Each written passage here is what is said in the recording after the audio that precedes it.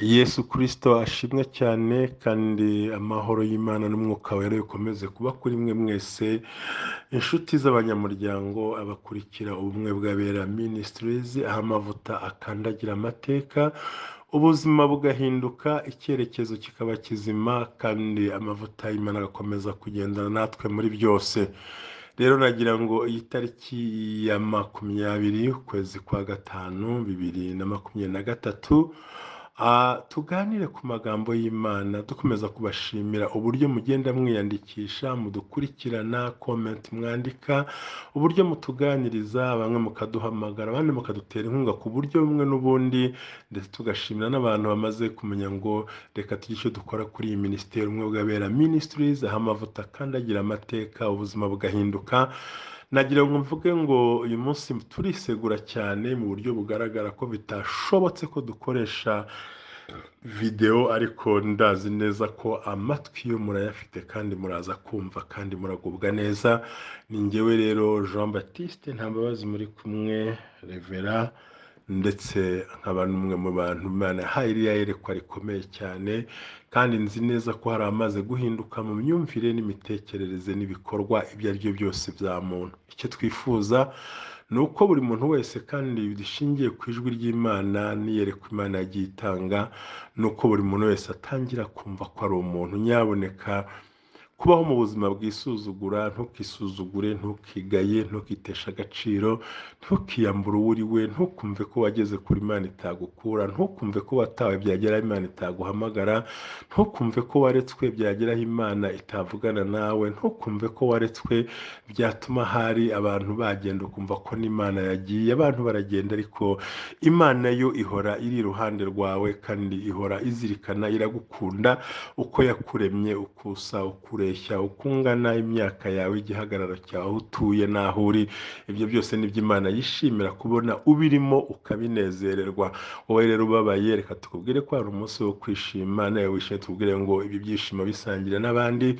Reka tubwire urwaye ngo ntiwahoze urwaye iminsi yose uko urwaye bibone ko wanakira vuba kandi bwire ngo amavuta kandagira amateka ubuzima bugahinduka bikugereho cyane kandi bikugereho mu buryo bukwiriye. Reka twiragize Imana ishobora byose kugira ngo iki kiganiro cyiza kize gukora ku mutima wawe ndetse no ku mutima w'Imana maze bigende neza. Turagushimye wera wa Isiraheli, Imana y'amahoro, Imana yacu, byiringiro byacu, gakiza kacu kandi Imana igikunda kubana natwe muri byose. Ndasabye kugira ngo Mwami abakurikira umwe bw'abera bose aho bari bakagera abiyandikisha uyu munsi abaza kuri ikiganiro uyu munsi wa none bose bampera umugisha kandi bagende bagira impinduka idasanzwe mu kubaho kwabo kandi Kristo ukomeze ubaramburire amaboko ubagirire neza.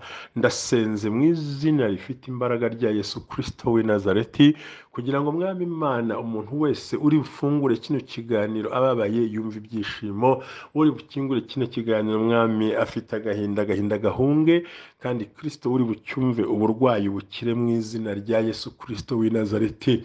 Ahaza kwizerera kuri bukize bikungo buryo Mwami urakoze kunyumva. Amavuta y'umwuka wera akomeze amanuke asendere kuri twe kandi adukorera ibirenze by'umwana w'umuntu yakwibwira kandi dushyigikire kuri byose kuko tuzi kuri umwami w'amahoro kandi ukora ibikwiye kandi kushoboye kandi kuzahora utabara ku manywa na nijoro. Ndagushimiye uwera wa Isiraheli kuko Yesu Kristo umwami wacu, amen. Ni byiza ko tuganira ku magambo y'Imana akomeye cyane cyane. Nifuza ko nubwo mutari kumbona nyine ngo tuvugane ariko nimwihangane nuko byagenze, ndizera ko muza kubyakira kandi ntacyo biza kubatwara. Ndifuza ko tuganira ku magambo y'Imana pe, amagambo y'Imana kandi nawe uzi wumva wasobanukirwa. Icya mbere, iyo umuntu ashaka guhinduka mu myumvire,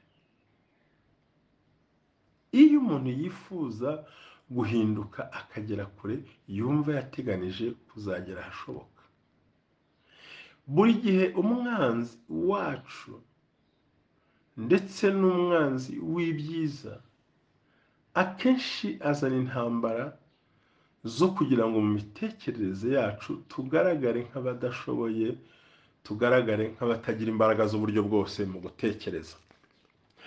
Nta hantu na hamwe shitani abasha kwica mu bundi kugira ngo agushobore cyangwa ashobore ibyo ukora, utuma amavuta akandagira amateka.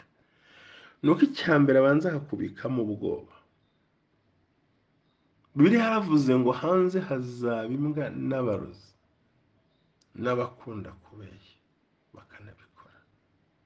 Ahandi hakatubwira ngo nta munyabwoba n'umwe uzabona ubugingo, kuko satani nta kindi kintu ashobora gukoresha n'abagenti be, abamukorera ari bo barozi, abanyabyaha, abagome, abambara ibi. Nuko intwaro yonyine afite itubasha niyo kudutera ubwoba, akatubikamo ubwoba, akaduhozamo ubwoba, hamwe tunagera ukumva usa nk'aho Imana ikuri kure.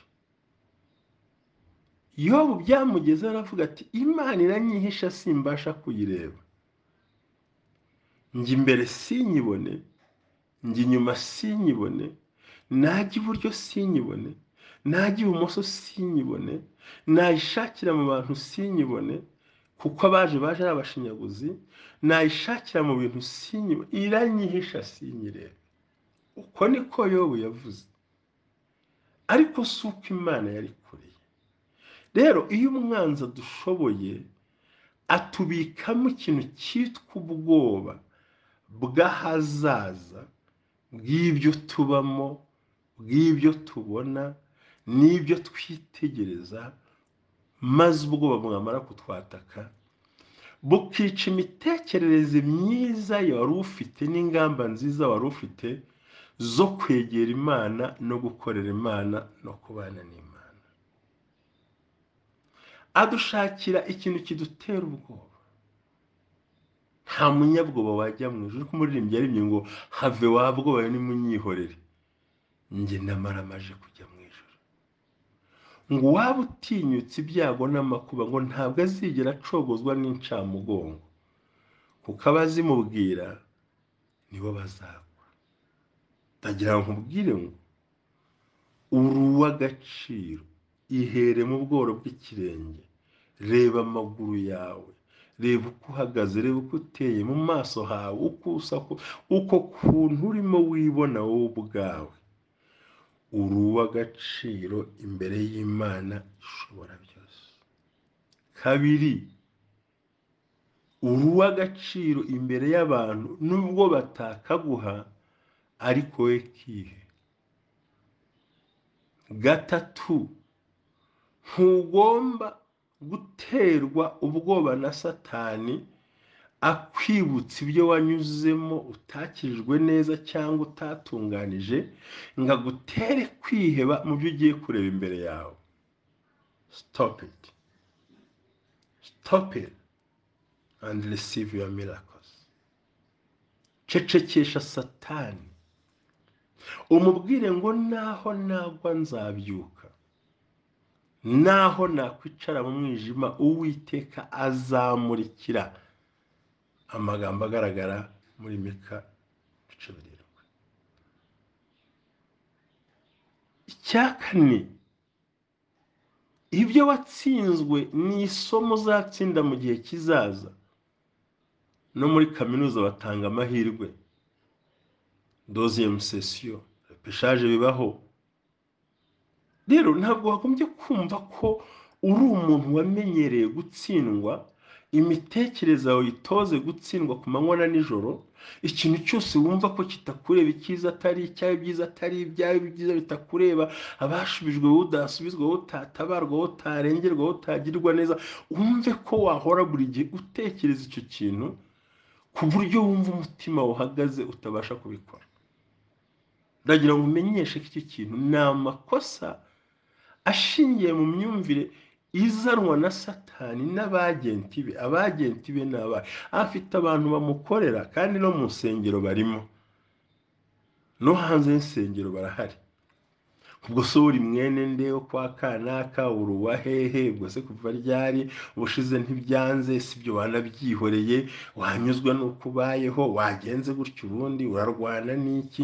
Ibyo bantu ntuzigera ubora abantu nk'abo, kuko na Yesu ubwe yarahagaze arabwira Petero, ubwo yaragenga agiye kudupfira ku musaraba, Petero ngo ntibikabeho Yesu.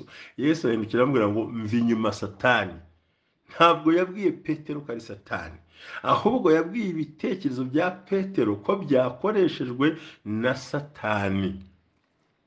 Hari igihe rero umwanzi Satani akoresha ibitekerezo by'umuntu, wowe ukibwira ko ari umuntu mwavuganaga, kumbi ni Satani yigendera. Biragusaba iki rero? Mu myumvire mavuta akandagira amateka, ubuzima bugahinduka. Nyemerera kuri uw'agaciro, nyemerera ko ugiye kujya kure. Ibyo waciyemo n'ibyo wanyuzemo, ibyakubayeho n'ibyo wagirebesha amaso yawe, ntibigutere kumva uhagaritse umutima ngo wumve ko ugeze kure, byakubuza kwegera Imana kandi Imana ikabana nawe.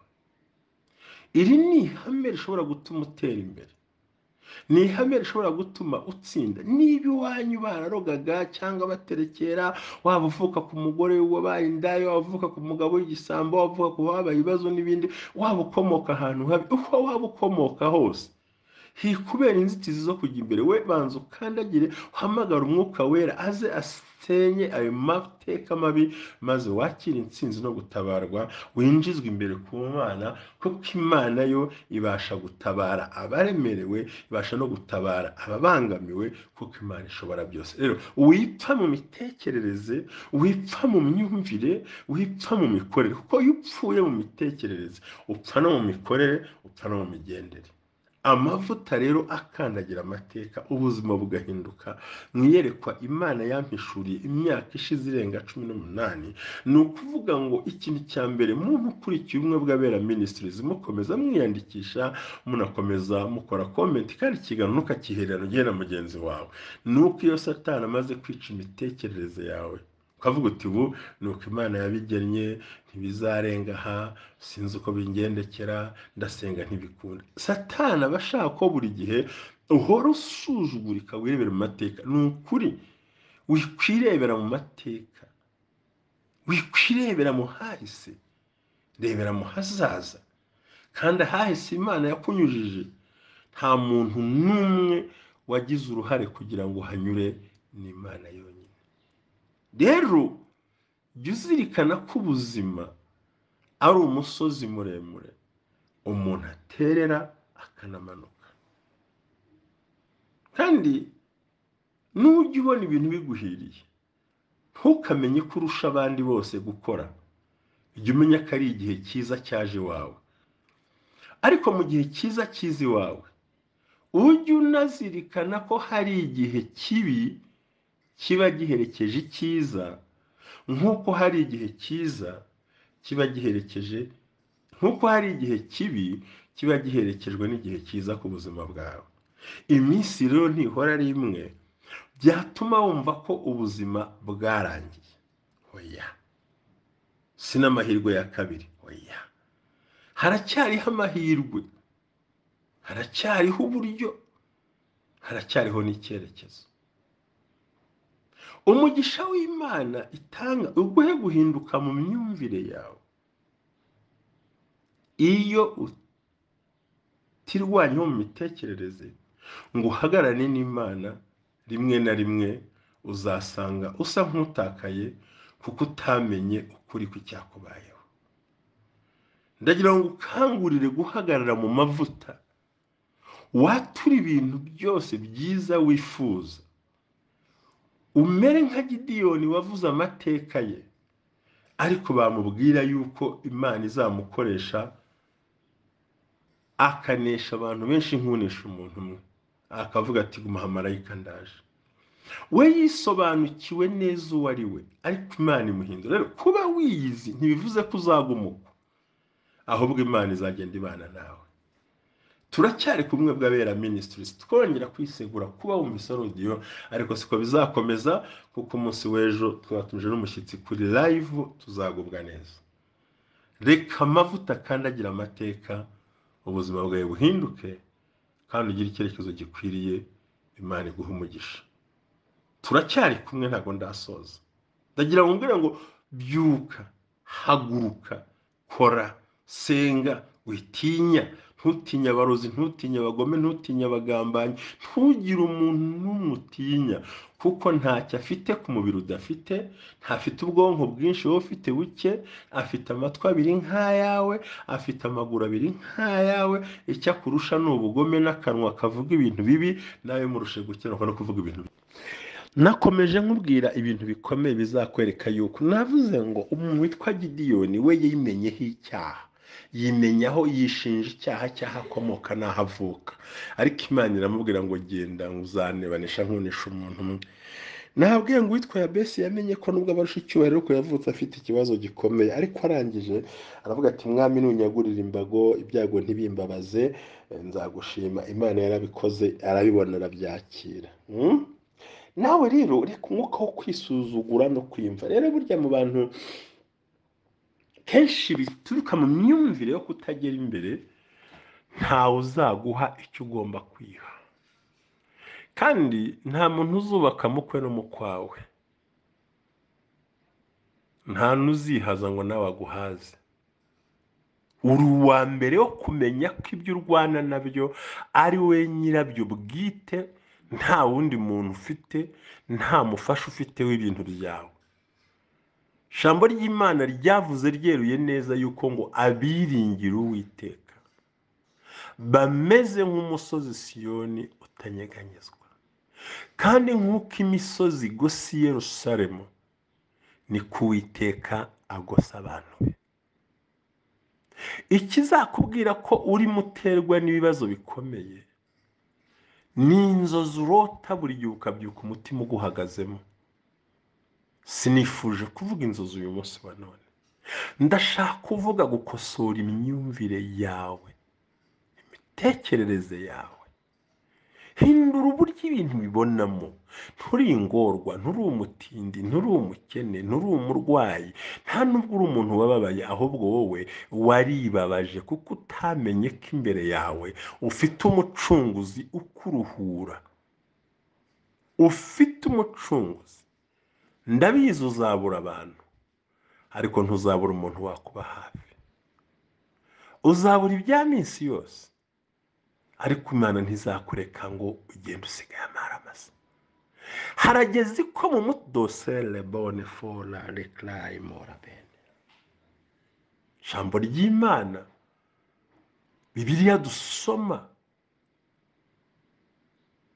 ndarikunda mw'abantu mwe,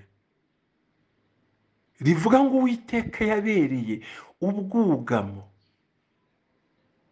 bw'abatindi n'abakene, ubwo abanyamwaga babirohagaho nk'uko amashahi yiroha ku nzu.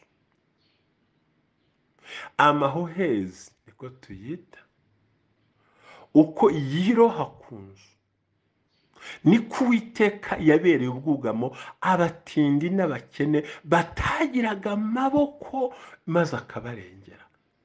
Ntabwo ari abatindi b'abakene, si abatindi batagira ibiryo, ni abantu bakennye amaboko, ni abantu bakennye abandi, ni abantu bariho bonyine, bari mu bitero umuntu atabasha gusobanura, ni abantu bababaye mu rwego rwo hejuru, badashobora n'umunsi wa rimwe kumva hari uwabatabara.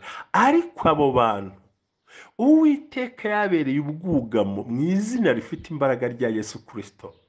Ndagira ngo ngukangurire yuko abagutaye si bose, kandi niba unashaka bagende bose. Imana ihari yahagije. Ayo ni amagambo agaragara muri Yesaya 24. Nta mpamvu yo kugira ngo wicare wumve ko isi yagusize, wumve ngo ibintu biri kurangiriyeho, uti harya uru rugamba ndarukizwa n'ikiho. Ya hagarara mu mavuta. Rero igihe cyose uzahorana ipfunwe ry'uwuriwe, n'uko umeze, n'uko uhagaze, n'uko uteye, n'ibyo ucamo, n'uko ubamo, ni nabwo uzisanga mu makuba menshi n'ibyago yo kumvuga ati ariko se koko nanjye harya ubundi Imana nanjye yamenya. No, Imana irakuzi. imana irakuzi, imana irakuzi kandi yiteguye kugirira neza. Imana ntitekereza nk'abantu. Mu mikorere y'Imana namenye, tangira ukora ibintu bitatu bikomeye. Iga guha Satani ubuhamya. Tangira witoze guha Satani ubuhamya. Itoze guha ikigeragezo ubuhamya. Itoze guha ubuhamya abaguca intege. Ndabigusabye, bigira umuco. Mubwire ngo wa mwanzi wanjye w'inyishima hejuru ningwa nzabyuka, ako nakakamenye. Mubwire ko hari igihe yaguhagurukiye akaguteza uburwayi ariko uyu munsi ukaba uriho, nako akamenye. Ndabigusabye. Tekereza kubwira Satani ngo nakubwira ngo urapfuye, umubwire utari imyaka yose mbayeho wari uri hehe. Ibi ni ibintu nguhamiriza imbere y'Imana ishobora byose.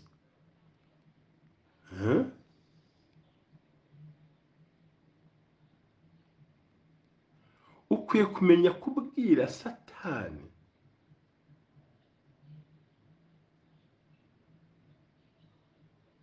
Zaburi ya 3 umurongo wa 7 haravuga ngo sinzatinya abantu inzovu nyinshi bangoteye impande zose kugira ngo bantere. Sinzatinya. Dawidi rero uravuga ngo si dole ya mola playe vova here. Sinzatinya abantu inzovu nyinshi bangoteye impande zose kugira ngo bantere. Sinzatinya. Deje urumva ni imitekerereze. Sinzigera ntinya abantu inzovu nyinshi bangoteye impande zose kugira ngo bantere. Ariko wewe watewe ubwoba, bukeneye inzara, abavuga amagambo, abakugambanira, wahahamutse. No! Zaburi ya 3 ngo sinzatinya abantu inzovu, umubare munini, bangose impande zose kugira ngo bantere.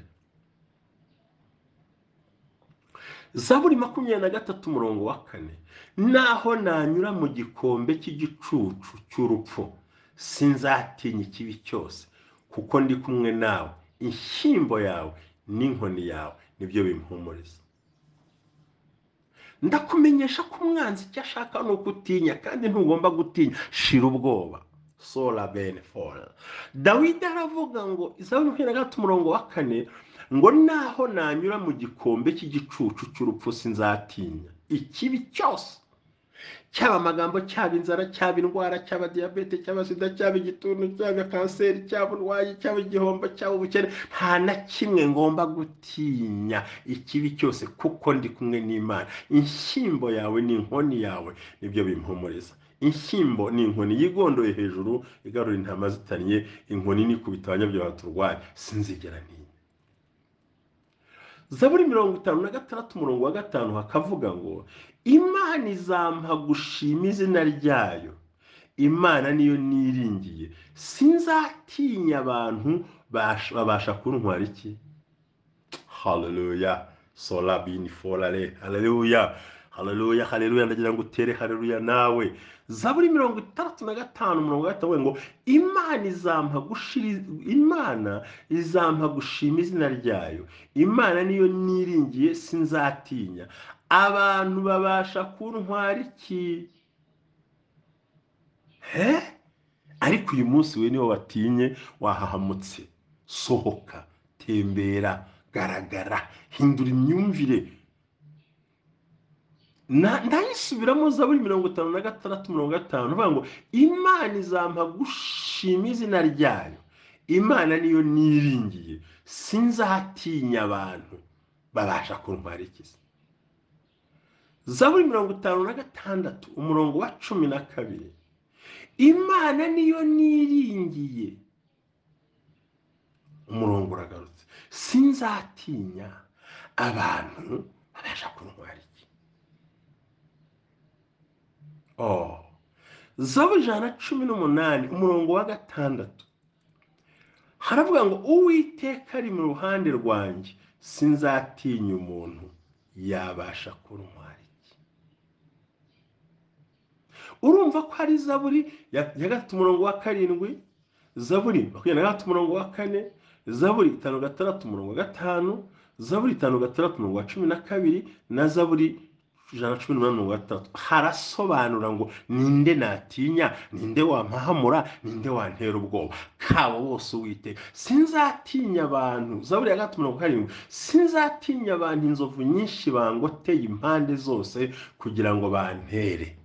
Ni ukuvuga ngo bahaguruka baza bavuga basakuza batakora ibyo bakora, nta bwoba. Bankora iki? Bagutwara iki? Si babarozi se, si babagambanyi se, si abadayimoni se, si abandi bagusakuriza bakubuza amahoro, bakubuza umutekano, si abandi bavuga urapfa urarangiye, bantwara iki? 23 ngo naho nanyura mu gikombe cy'igicucu cy'urupfu, bibaye ngombwa ko nyura hagati y'abo bantu, bibaye ngombwa ko nyura hagati y'abampigana bavuga ngo naho nanyura mu gikombe takozere fora braille, naho nanyura mu gikombe cy'igicucu cy'urupfu, sinzatinya ikibi cyose kuko ndi kumwe nawe. Inshyimbo yawe n'inkoni yawe nibyo bimpumuriza. Naho nakinyuramo bajya bakitunyuzamo, igikombe cy'amagambo, igikombe cy'urusaku, igikombe giteye ubwoba, tujya tugicamo ngo tuzatinya. 6 Zaburi 56:5 haravuze ngo Imana izampa gushima izina ryayo, Imana niyo niringiye, sinzatinya abantu babasha kuntwara iki. Bafite izihe mbaraga? Babikora bate? Babigenza bate? Babinyuza he? Babivuga bate? Babikora bate? Ninde wakuvogera mu kubaho kwawe? 5:6 Zaburi umurongo wa 12, Imana niyo niringiye, sinzatinya abantu babasha kuntwara iki. Urumva ni 200 iri muri Zaburi imwe, hakaza 118 umurongo wa 6 haravuze ngo Uwiteka ari mu ruhande rwanjye, sinzatinya umuntu yabasha kuntwara. Urumva iyo tumatanye n'Imana muri ya mitekerereze,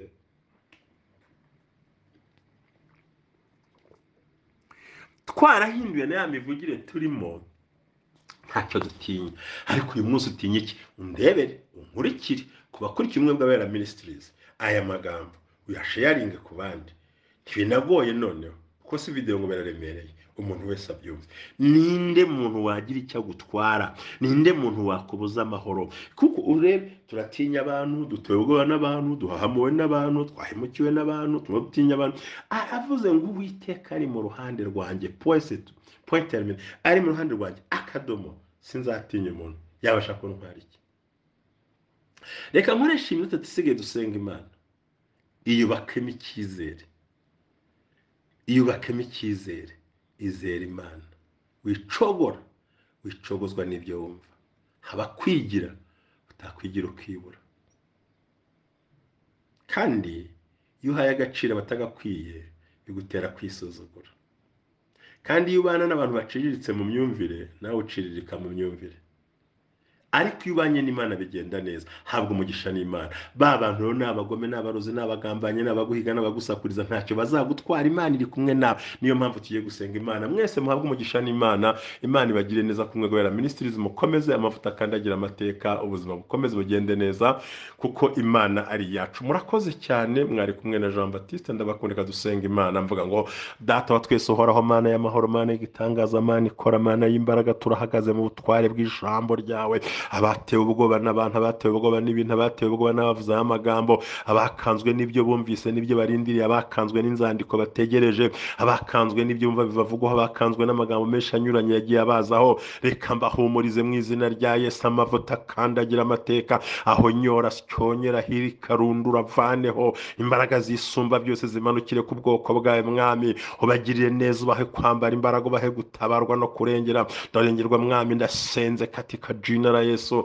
Wari wihebye nagira umunezero, uhewe yagira umunezero, urwagira umunezero. Amavuta y'igikundiro ahindukira akora ibitangaza, akora ibidasanzwe. Amavuta y'Imana amurikire ku bwoko bwawe mwami, ndasenze ndavunagura imbaraga mbi z'abadayimoni, ibitero bya sekibi, gukora kwa satani. Reka unyemerere mwami kano kanya uhindura amateka, abantu banezerwe, abari bakanzwe n'imbaraga z'uburwayi n'iz'abarozi mu izina rifite imbaraga rya Yesu Kristo. Aka kanya ndasenze nkubise uburwayi bwose hasi bwari bwarabarwanije, ubwo abaganga babuze n'ubwo bemeye, ubwo bevuze bemeje ko ariyo ndwara, bemeye nk'abaganga ariko wabihindura ibitangaza bikaba. Duhinduye icyerekezo cya buri muntu cyari kibi mwami, reka ibiganza byabo byakira amavuta ahindura amateka, reka batabarho peke batabarwa nawe mwami. Ndasenze mu izina rifite imbaraga rya Yesu Kristo w'i Nazareti, abari bahagurukiwe n'indwara mu izina rifite imbaraga, Satani ndakwirukanye, va ku buzima bw'abantu. Reka mwami Imana abantu bakira amahirwe, bakira umunezero, bakirwe gutabara, bakira amavuta. Yewe wera wa Isiraheli, Imana y'amahoro, Mana irema, Mana ikora, Mana itabara, umwami Imana uri Imana ishobora byose, uri Imana y'imbaraga kandi ugiremo bigakunda. Ndasenze imbaraga z'umwuka wera zigaragare kano kanya ku bwoko bwawe, amavuta kandi agira amateka, abantu bahindura icyerekezo, ababuze ibyangombwa babibona, ababuze akazi bakabona, ababuze babone mwami, afite agahinda batabarwe, abariraga baruhurwa, bafite umutima uhawe bagubwe neza mu izina rifite imbaraga rya Yesu Kristo w'i Nazareti. Ndakubita ibitero by'abadayimoni hasi, tapa karabasiremo mu izina rya Yesu. Ndohereza imbaraga z'umusaraba, amaraso ahindura ibintu byose bigahinduka mwami. Werekane gukora ibitangazo, Imana nyamana, warakoze turabibona, si ubwa mbere ukora, si ubwa kabiri ukora, ni kenshi wakoze. Wahagararanye natwe byakomeye, wahagararanye natwe byaturenze, wahagararanye natwe byabaye ibintu birebire. Hari aho wagiye ukora ibitangaza turabibona, amaboko yawe turayabona, turabibona utugirira neza. Uri Imana ishobora byose, nta kiyaginanira umwana w'umuntu mwami. Ndasenze mu izina rya Yesu Kristo, shwiragije ibitero byose byahagurukiye, ibishorewe n'abantu, bishorewe n'ibintu birwanya ubwoko mwami bw'abera ministries. Reka uyu munsi abantu bongere kwuzura imbaraga no kunezerwa. Ndasenze mu izina rya Yesu, byanze guhinduka ubihindura, abantu bambara imbaraga, amavuta ahindura amateka, agere ku ngo zabo, agere ku bana babo. Nirukanye indwara z'uburyo bwose, uhere mu bworo bw'ikirenge mwami bwa buri muntu, aho umuntu akoze igisengero isengesho yumve gukira, kandi mwami nohereje imbaraga hirya no hino mu izina rya Yesu. Amavuta akiza indwara, agendane n'abamahoro, agendane n'abakandagiye bemerwe. Uyu munsi mwami Imana afite randevu ku wa mbere, bose bazagubwe neza. Ndasha mwami bazifite randevu zasohore neza, umugisha w'Imana ugendane n'amahoro, Imana agendane n'abatabaro barengere. Bya Satani yagambiriye kubakora, ndabicagagure, ndabijugunye, ndabivumye, ndabitwitse mu izina rya Yesu. Amahoro ya lakotelebori ya mola fala babasekemo. Data wa twese uhoraho, umuriro utwika ibyaha, utwika indwara, utwika ubukene, utwika agahinda. Umuriro w'Imana uhindura ibirere bidasanzwe, umuriro w'Imana ukore hirya no hino, umuriro w'Imana uhindura icyerekezo. Ufunguye mwami audio wese atabarwe nawe, ikirere mwami kimwe. Haleluya, haleluya, haleluya, haleluya. Imigambi y'abazimu yose irangire kandi ikurweho, maze binjire muri gakondo, bakira amasezerano, bakira amahirwe mwami Imana ishobora byose. Regura Imana igire mu gatabara, kandi ukoze wabikoze, nta muntu utererana. Amavutora kalababa ceremonie de lenga ebola. Yesu mwana w'intama w'Imana, ndavumye ibitero by'abadayimoni mu izina rya Yesu. Mwuka wera w'Imana azatabara, agenda reme, hindura byanze guhinduka. Ufite umwana urwaye mwamakire, utizime ntituyitinya, twumva ari umugambi wa Satani. Izi ndwara Satani yaje atwerera abantu, akagereka abantu bagatinya, zo tuzihinduye ubusa, tuzihinduye iki. Amavuta amanuka kandi agira amateka, abantu bongere kunezerwa. Uyu munsi umugisha w'umwami bazeho cyane, kandi amahoro yabagumeho cyane. Ndagushimiye, uri Imana igira neza, uri Imana itabara, uri Imana y'amahoro. Abakwiringiye ntibajya bambara ntibakogwa n'isoni mwami. Hinduye ibyanze guhinduka mu buryo bwose. Ufite umwana akira, ufite umugabo urwaye akira, watabagarukweho. Umuntu ufite agahinda aruhuke mwami muri aya mavuta, kandi agira amateka. Abantu bakire visa, abantu bakire ingendo, abantu bakire kugenda, abantu bakire mujya muri gahunda, bacuruza ntibagahombo, wahombye yongera acuruze muri aya mavuta, kandi agira amateka. Wifuza gukora urugendo mwami umwemerere, aho bamwangiye yongera asubire, aho yabuze uko agenda yongera asubireyo. Mu izina rifite imbaraga rya Yesu turakingura ibirere by'umuntu wese mwami. Haleluya, haleluya, haleluya. Dukingura ibirere by'umugisha ku bantu bose. Data ukora ibitangaza, reka ikirere kizamuka, ureme mwami, uhamagara ibintu byose bigende neza. Reka ubutaka bubumvire, isi bumvire, amafaranga bumvire mwami Imana byose, amahoro bumvire, bategeke, bagire ururimi rwumvwa n'abantu bose mu izina. Ndohereza imbaraga z'umwuka wera zikosora ibintu byose mwami Imana. Abantu dolalama ya benfora. Ariko Yesu uri gitangaza cyane, uri gitangaza. Usiba imyobo Satani yacukuye, usiba imyobo abadayimoni bacukuye, usiba urwobo Satani yagiye atega, usiba inzobo z'uburyo bwose mu izina rya Yesu. Amavuta kandi agira amateka, umuntu yumva anezerewe. Urakoze mwami kubikoze, twakira intsinzi gukomokaho kubwa Yesu Kristo umwami wacu. Amen. Shalom shalom. Muhabwe umugisha n'Imana, mukomeze muduhamagare, mudutere inkunga, mudushyigikire ku bumwe bw'abera ministries, aho amavuta kandi agira amateka, ubuzima bugahinduka, nawe ugahindura ubw'abandi, ukishima ukagubwa neza, ukavuga ngo nanjye umwami yangire, ukazamera nk'ahantu bavuze ngo ninjye wa mugore. Icyo nasabye Imana yarakimpaye. Muhabwe umugisha n'Imana. Shalom shalom.